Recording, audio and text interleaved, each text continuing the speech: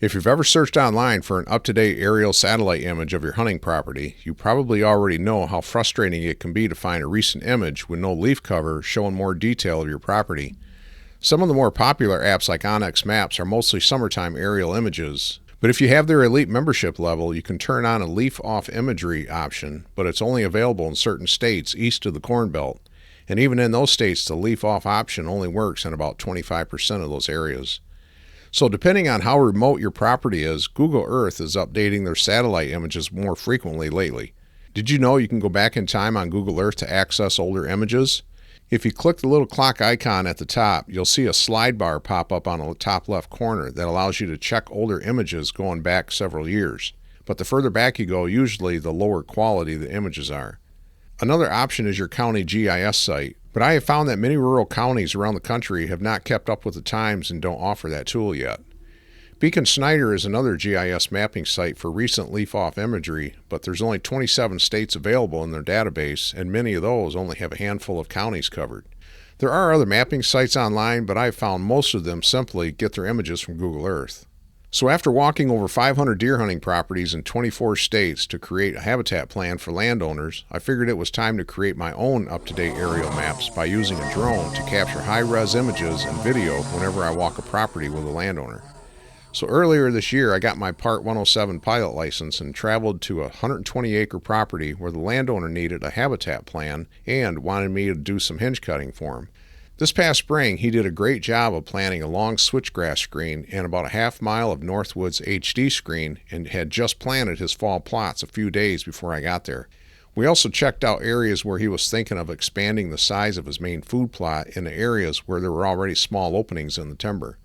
So after our walk, I sent up the drone and flew over his entire property to get some current photos and video, since everything online was pretty outdated. As I was checking out one of the food plots 400 feet below, I all of a sudden lost control of the drone and could tell by the color pattern on the screen that a hawk had hijacked the drone. From the back porch of the cabin, we looked up and saw the hawk flying away with the drone toward the southeast. Within about 10 seconds, the video on the screen froze and I lost connection with the drone. We looked at each other wondering what in the world just happened. We replayed the video on the controller screen and confirmed it was a hawk that literally made off with the drone. Since he grabbed the drone from the front, the camera was able to film him as he flew away with it, and at one point he glanced at the camera to see what kind of lunch he was about to eat. So we headed out in the general direction of where we last saw him flying off with the drone, figuring our odds of ever finding it was slim and none. Then I noticed the controller screen was still showing the location of the drone about 400 yards away, so we started walking toward it, moving our blue dot on the screen closer and closer. The drone was showing it was almost out of battery life, so we had to hurry up and find this thing. When we got to that location, we figured it could have been up in any of those trees above us and we'd never be able to see it with all the leaves. Then all of a sudden, out of the blue, my controller reconnected with the drone and it was displaying its camera view onto the screen. We looked at it close and saw what looked to be some stems and leaves of goldenrod plants since it was pointing upward. So thankfully that meant that it wasn't up in a tree. It had to be on the ground in one of the few small openings in the tree canopy. The goldenrod and ragweed were about 4 feet tall, so it forced us to look at every square inch of tall weeds for about 2 hours. When trying to reconnect with the drone again, I found a setting that said "Find my drone." That didn't work, except that it updated its location further south near a different food plot. So we did another grid search in that area, and finally, after about 3 hours of looking, I found it 10 feet from the edge of the food plot in some tall goldenrod with a camera pointing up.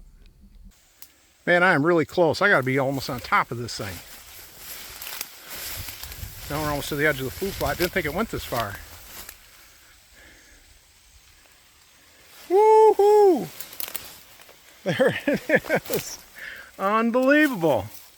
Let me take a look at this thing. It looks like it's unscathed. That is crazy. I don't see any claw marks. All the propellers are there. That is nuts, man. Well, we're going to have quite the video to check out when we're get back to the office. Thank God we found it. Thank you, Lord. Oh. After I got back home to charge the batteries and give it a test flight, it flew like nothing had ever happened.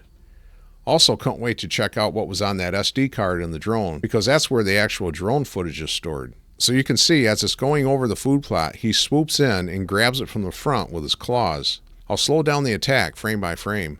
He takes it 500 yards to the edge of another food plot where he lands with it in the tall weeds. He looks around and then looks at the drone a few times before striking it with his beak. Once he realized it wasn't food, he was out of there. He had a hold of it in his claws for a full minute with a camera on him the whole time. Ironically, I had already ordered a bigger, more advanced thermal drone from Mike at Drone Deer Recovery after seeing his review of the new Matrice 4T. The idea isn't to do any deer recoveries in Michigan where I live, because Michigan doesn't allow drones to recover wounded deer. Instead, I wanted to help landowners understand more about what's going on with their deer herd.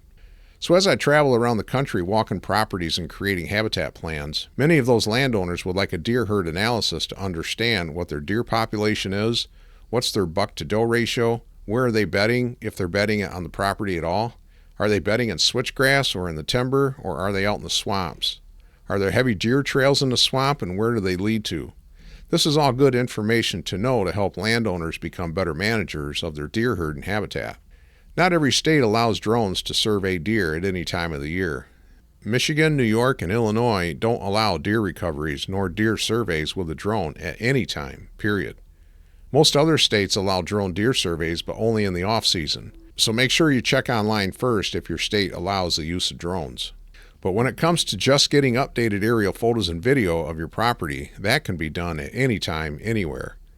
If you really want a high-definition aerial photo of your property where you can see deer trails going through fields and swamps, then you'll want an orthomosaic image of your property where the drone flies a grid of your property just above treetop level while taking hundreds of high-def pictures in 1-second increments, producing hundreds of high-res photos, which are then uploaded into a special software program that stitches them all together to create one super high-res aerial image of your property that no online satellite imagery can come close to.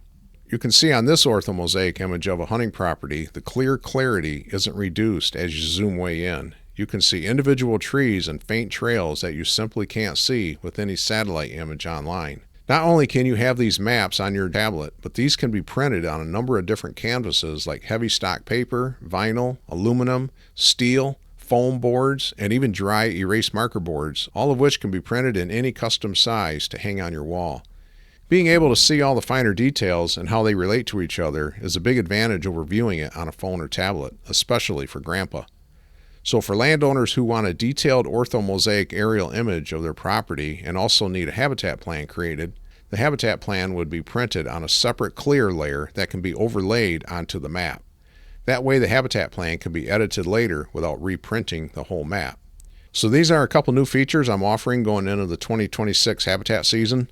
By the end of this hunting season, the 2026 calendar will almost be full again, so don't wait long if you want any help getting your property dialed in for better deer hunting moving forward. Good hunting this fall, and I'll see you on the next video.